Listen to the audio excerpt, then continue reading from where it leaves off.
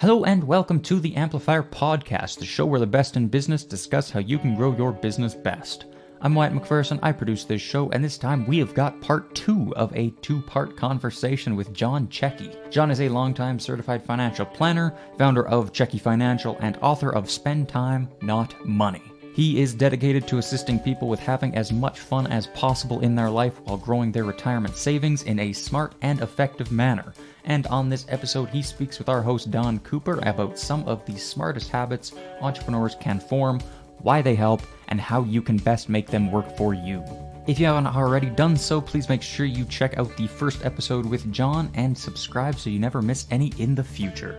But with all that said, I truly do hope that you enjoy this episode of the Amplifier Podcast. Get plenty of rest. Now, for entrepreneurs, this is very difficult because we never have run out of an idea. We've hardly ever met a new idea that we're not excited about. And thanks to the internet, which is like jumping in a hole that never ends in terms of information. Because once you find one thing out, there's another thing. And if you actually do something that a lot of smart people have finally learned to do, and here's the trick. Try and go to bed and get up at the same time each day. Now, my blonde wife would say, and she tells blonde jokes too. My blonde wife would say, what do you mean go to bed and get up at the same time? I said, sweetie, what I meant to say was go to bed at 10, get up at 6, but have a sleeping pattern. Have a sleeping pattern. Create that circadian rhythm that just becomes automatic. It takes some discipline to do that. Most people fail to do that. I was amazed. One of my clients came in and said, well, he and his wife have different sleep patterns. And I thought, okay, congratulations. I'm looking forward to meeting one couple that actually goes to bed at the same time and gets up at the same time. Almost everybody who's an early riser marries somebody who was an entertainer and likes to stay up late and get up late. And I said, so when do you get up? He said, 4 o'clock in the morning. Now, he's not a farmer. He works for an industrial company that designs stuff, and he's in his late 60s.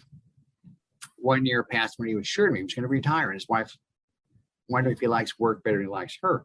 So, but he believes also in 8 hours of sleep. Please process that. If I get up at 4 o'clock in the morning, gotta go to bed at 8 o'clock at night. Correct.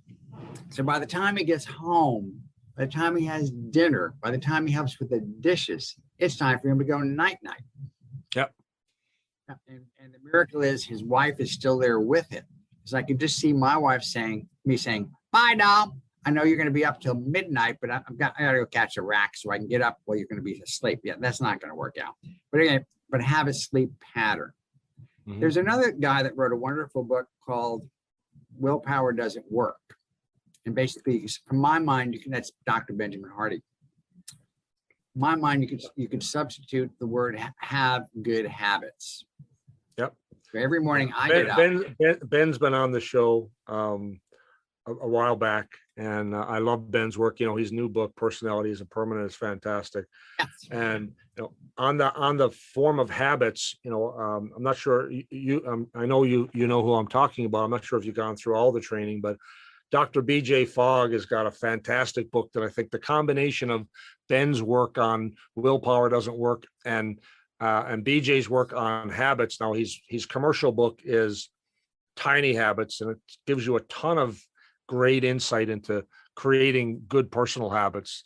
I went and got certified with BJ in his whole behavior design method. I just find it fascinating how even in something like habit formation, there's a code. There is a formula for how you can create those habits. That's fascinating to me. And BJ gets to live in Hawaii, one of my fantasies. My wife the other day said to me, if you had all the money in the world, what would you decide to go to Hawaii? And she said, what do you mean? I said, I would live in Hawaii. She said, I could never do that because it's humid and it's sunny. And I said, I didn't say I'll miss you, doll, but anyway, tell me not. The other day, and I'm sure you're going to be warned about my sense of humor before anybody gets introduced to me. And you have to understand, John thinks he's funny. And if you could just laugh when he thinks he's supposed to be funny, you'd really appreciate that. But BJ Fogg is so amazing because he just tells you just do a little step in the right direction. Yeah. In my case, I get up every morning, whether I want to or not, like that's ever going to happen until I die, and go do some push-ups. Now, when I say some push-ups, I'm not going to be Jack LaLanne when I grow up, but I did get to meet Jack LaLanne, and he's somebody that, unless you're a little bit older, you don't know who that was. He's a physical fitness guru. And Jack LaLanne was one of those guys who had more energy than God ever thought one person would have. But I will do between 40 and 50 push-ups each day. Even if I've worked out hard the day before and I get up, my hamstrings remind me that you are 73 years old, stupid, and you're not supposed to be working out like you're trying out for a football team. You're just not supposed to do that. And I don't lift heavy weights anymore because my joints are not as strong as my muscles, and I can pop a joint almost anytime I want to, and I do not want to do that. But I still do my push-ups every day, and I can hear Benjamin Hardy in the back of my head when I do that, because he says, again, willpower doesn't work. So it doesn't matter what you want to do, you go do your push-ups. And I like to do pull-ups too, because my wife, darling thing that she is, actually admires the fact that, one, I chose not to be fat, and two, to her mind, I look like a Greek statue. I keep telling her it's an Italian statue, not a Greek statue. But basically, just have some sensible habits. The other thing is, when you have a loss, have a spare set of keys, try and put everything where it's supposed to be, realize you are going to lose some stuff, take lots of notes, ask for forgiveness as soon as you screw up, and God knows you will screw up when you're confused, and just enjoy the journey. Because once you get to be a certain age, and I can tell you at 73, just like Don can tell you at 48, you are going to experience loss. And the quicker you get over yourself, and the quicker you make fun of yourself, the happier a person you're going to be. The last time I looked. And in my case, my mom taught me something very, very, very valuable. A couple of things. One, she got to live to be 95 years of age. Jack LaLanne got to be 96 years of age. I'm pretty sure my mother never did a push-up. So a lot of that has to do with genetics. A lot of it has to do with diet. Lucky for me, unlike Don, who's 97% Irish, which is meat and potatoes in terms of diet, plus maybe a little, not Guinness, but something, yeah, Guinness, it would be it. In my case, we're Italian, we eat vegetables. And thank God, olive oil and vegetables are actually good for you. The Mediterranean diet. Who would have thought what you were raised on was actually good for you? And no wonder so many of my grandparents, all four of them, who were not tall, who were not athletic, one of whom painted railroad cars for a living, one of them sold vegetables for a living, and the two moms all lived to be at least 80 years of age in the 1950s, having been grown up or born in the earlier century. That would be the 1800 century from my point of view. So it's possible. One, if you choose your parents carefully, that's great. Congratulations. The rest of us didn't get a choice. Two, have sensible habits. And there's enough documentation now to tell you what is and what ain't in terms of how you actually can do stuff. There's an unlimited supply of information, whether it's biome.com, whether it's blue zones, whether it's just about stay away from the body Nazis if you can avoid it. Because there are people that will try and make you feel guilty about every time you eat a slice of toast. And the best thing to do with those folks is say, God bless your heart. In Texas, we say, bless your heart. And that's just like saying, you've just been slapped. Yeah. Yeah. There's lots of ways of saying fuck you without saying fuck you, right?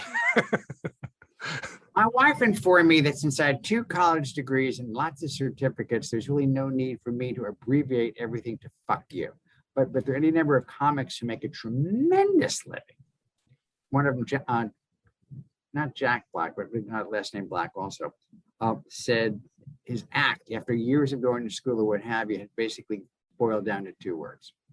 And he couldn't wait to hear what his parents were going to say after he gave a show and they were in the audience. So a lot of people who use that language use the language for actually shock value, thanks to George Carlin. However, I'm looking forward to politeness in language returning. I'm looking forward to where we get over ourselves being hypersensitive. I'm really going to get used to and look forward to when people start telling the truth about things as opposed to the fantasy island. I really look forward to living long enough when somebody says something, you can actually believe them. And I believe everybody for the first 20 seconds or so. And after that, I want empirical, which means number, proof. Cannot tell you how many times somebody makes a presentation to my son and I, who also works with me. And I have to say, I want you to remember that we're actually going to check what you just said to us. So there's really no need to lie to us, because factually, if you lie to us, we are going to call you on this.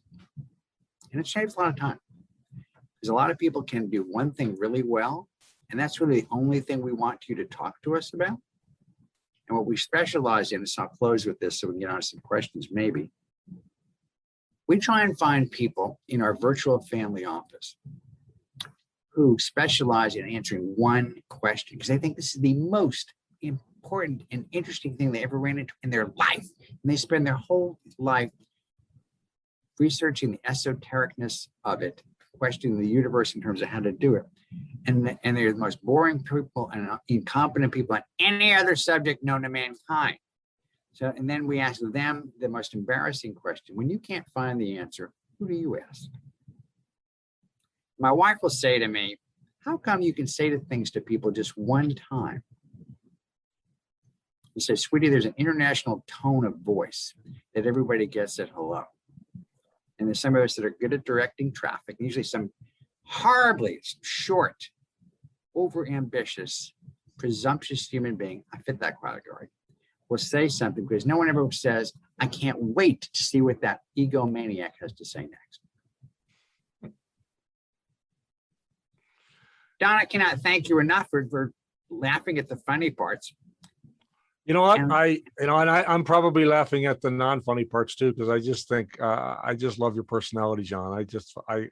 I could talk to you all day, and just listen to, you said something there that I never got a chance to reply to, and you can't wait for when people tell the truth, when people are not overly sensitive, when they don't overreact, and that we can just be polite to each other even if we disagree.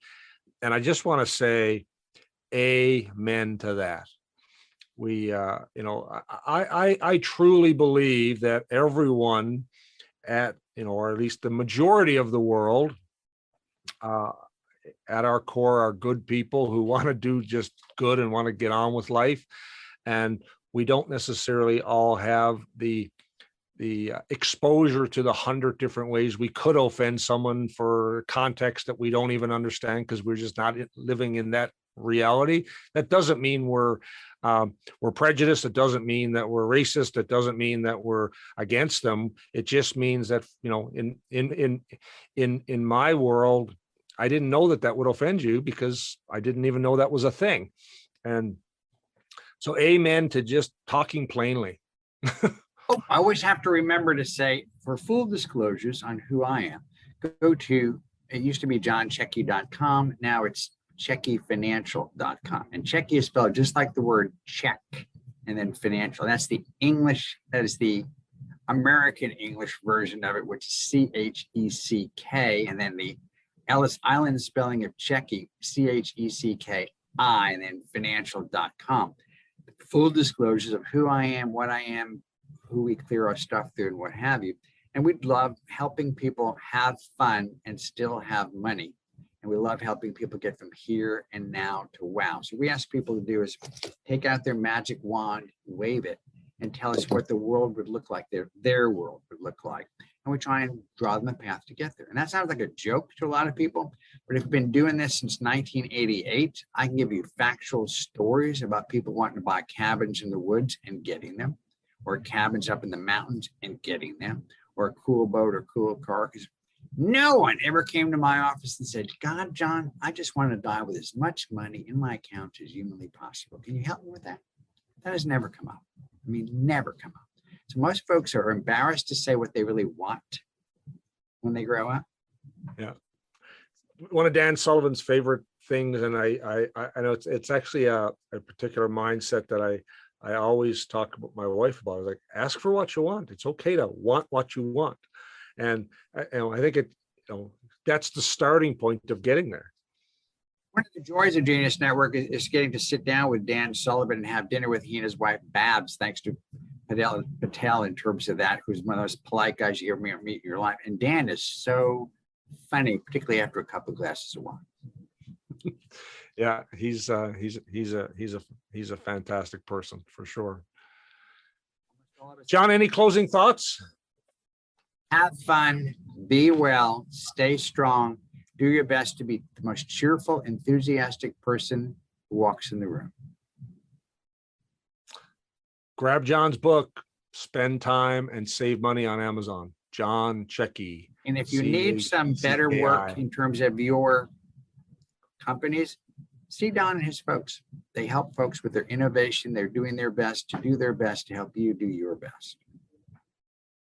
Thanks for coming on the show, John. And there you have it. Thank you so much, everybody, for listening to this episode of the Amplifier Podcast. If you'd like to get in touch with or find out any more about what both Don and John do, then you can do so at any point in time by following the links in this episode's description.